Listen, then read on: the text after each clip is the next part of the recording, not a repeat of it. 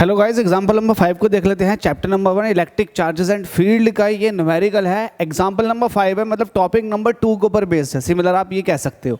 Easy question है। देखो question को पढ़ो और सॉल्व करना शुरू कर दो। क्वेश्चन की अप्रोच समझो। क्वेश्चन में आपसे क्या कह रहा है, इसको ध्यान देना। आपसे कह रहा था electrostatic force of repulsion between two positively charge ions.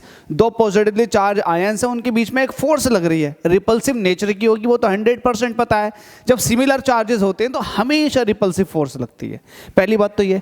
तो वो जो फोर्स की वैल्यू है वो दे रखी है। कितनी दे रखी है? 3.7 × 10⁻⁻⁹ न्यूटन। तो जो आपको गिवन है, सॉल्यूशन लिखो और जो गिवन दैट है शुरुआत से लिखते चले जाओ क्या क्या आपको गिवन है। फोर्स दे रखी है दो चार्जेस के बीच में, ठीक है, 3.7 × 10⁻⁹ न्यूटन। बाय द वे जो चार्जेस हैं वो सेम है। इसका मतलब Q1 जो है वो Q2 के बराबर है और आपने इसको Q मान लिया, ठीक है। यहाँ पर क्या रखा ना, इक्वल चार्जेस। तो भाई ठीक है, हमारे पास दो चार्ज हैं, इक्वल है, और उन दोनों के बीच में जो रिपल्शन फोर्स लग रही है वो इतनी लग रही है। क्वेश्चन ने इतना कह रखा। आगे क्या कह रखा, हमसे कह रहा है कि उन दोनों के बीच में जो डिस्टेंस है, सेपरेशन है, वो 5 एंगस्ट्रॉम का है। तो सेपरेशन तो देना लाजमी बनता है। तो आर की वैल्यू दे रखी है आपको। आर कितना है आपके पास में? 5 एंगस्ट्रॉम। तो इसको सॉल्व करते हैं। 5 एंगस्ट्रॉम की वैल्यू कितनी होती है? 10⁻⁻10। अब ये मीटर में आ चुका है।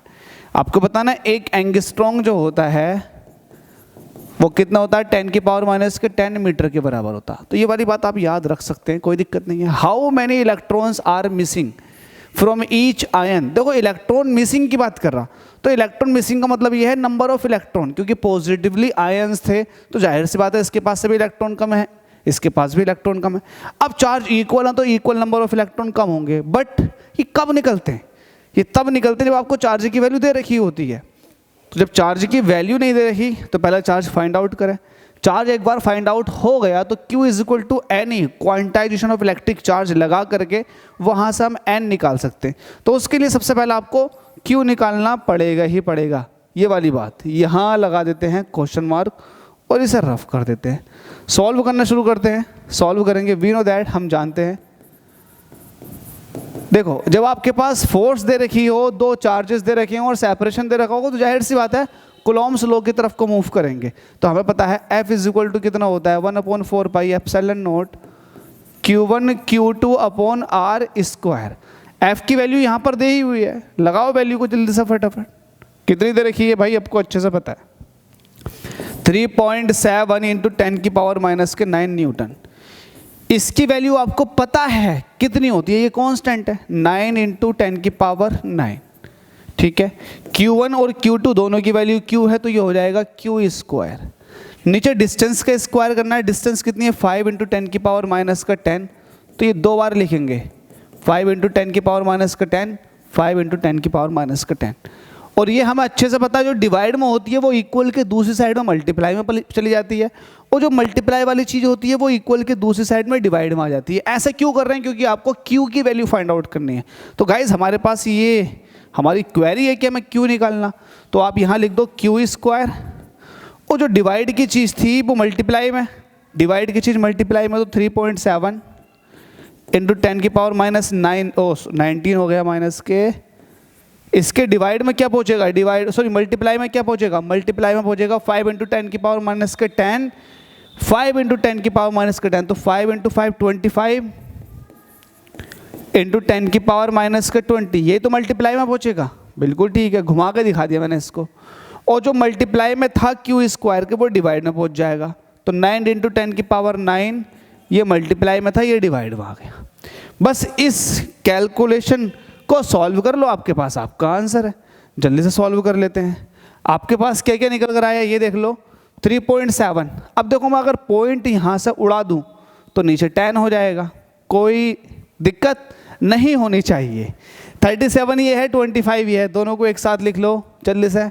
Q = 37 ये है, 25 ये है। नीचे 9 था उसको लिख लो, ठीक है भाई। अब देखो जरा 10⁹9 ये है, 10⁻1 ये है, तो नीचे 10⁻10 हो गई, 10⁻10 हो गई। अब ये 10⁻10 जब ऊपर जाएगी तो 10⁻−10 हो जाएगी, क्योंकि यहाँ की पावर नीचे की पावर जब ऊपर जाती है, प्लस की पावर जब ऊपर जाती है तो माइनस में हो जाती है। तो 10⁻−10 ऊपर गया, माइनस का 20 पहले से ही था, -10 और चला गया तो माइनस का 30 हो गया, माइनस का 9 यहाँ पर है तो माइनस का 39 हो गई। तो हमारे पास जो वैल्यू आ गई वो आ चुकी है 10 की पावर माइनस के 39। इस फ्रैक्शन को सॉल्व करते 37 की 25 से मल्टीप्लाई कर लेते हैं, 37 की 25 से मल्टीप्लाई करेंगे, 7 पंजे 35 का 5 कैरी 3, 5 तिया 15, 7 दूनी 14, 29, 29 में 3 ऐड कर दो, ये हो जाएगा 32, 32 का 2 आ गया कैरी 3, 3 2 जा 6, 6 प्लस 3 कितने हो गए 9, तो 925। ऊपर की मल्टीप्लीकेशन निकल कर आई 925, इसको 9 से डिवाइड करना, तो 9 1 से 9, सब्ट्रैक्ट करने पर 0, उतार लिया 2, टेबल नहीं जा रही, जब अगला डिजिट उतारते हैं तो भाई 0 बढ़ा देते हैं, ये हो गया 25, 9 2 जा 18, माइनस करेंगे 25 में से 18 निकालेंगे तो कितना हो जाएगा, लगाओ 7 बचे, पॉइंट लगाएंगे अपनी तरफ से 0 लगा देंगे, ये हो जाएगा 70, तो 9 8 जा 72, तो ये लगभग 9 8 जा 72, तो मतलब जो फ्रैक्शन में वैल्यू आएंगी तो राउंड ऑफ करके ये हो जाएगा 102.8। तो क्योंकि यहाँ क्यू स्क्वायर चल रहा है, Q square is equal to कितना आएगा 102.8 आ गए। हालांकि ये 7 होता लेकिन फ्रैक्शन में चलती है और पॉइंट के बाद जब 0.5 से वैल्यू बड़ी होती है तो वो राउंड ऑफ हो जाती है, तो मैंने पहले ही इसको राउंड ऑफ कर दिया। तो ये मेरे पास कितना है 10 की पावर माइनस का 39। जरा एक चीज़ सॉल्व करते हैं, क्यू स्क्वायर अगर मैं पॉइंट को एक प्लेस लेफ्ट हैंड साइड की तरफ को शिफ्ट कर दूं तो ये हो जाएगा कुछ इस तरह से 10.28। जब आप पॉइंट को देखो बड़े नंबर को जब छोटा कर रहे होते हो तो पावर प्लस में चलती है, तो कितने प्लेस आपने खिसकाया, एक प्लेस खिसकाया, तो एक प्लेस पावर प्लस में करोगे, तो जैसे 39 में +1 करोगे तो ये माइनस का 38 रह जाएगा। क्यों आपको चाहिए तो ये हो जाएगा स्क्वायर रूट 10.28 इंटू 10 की पावर माइनस का 38।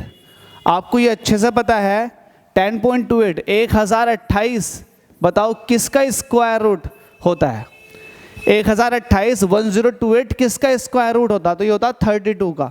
तो आप ये कह सकते हो कि 1028 का जो स्क्वायर रूट है उसकी वैल्यू है 32, ये फिर 32 का जो स्क्वायर आएगा 1028 आ जाएगा। आप घुमा फिरा कर दोनों बातों में से कुछ भी कह सकते हो, ठीक है भाई।